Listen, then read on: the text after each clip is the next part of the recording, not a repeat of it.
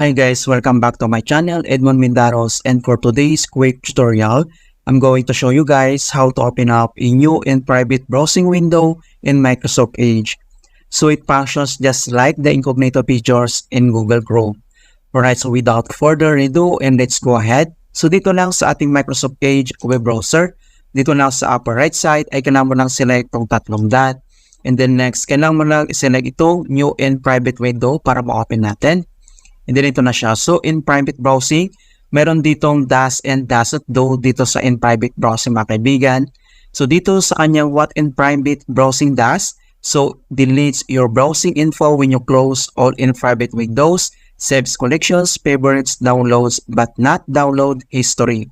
Dito naman sa kanyang dashed do, hide your browsing from your school, employers, or internet service provider. Give you additional protections from tracking by default, right? Kung gusto mo naman ng security while in browsing in private, pwede mo itong i-turn on or enable natin ito. Okay, and then mayroon naman dito other informations na pwede nating basahin dito siya.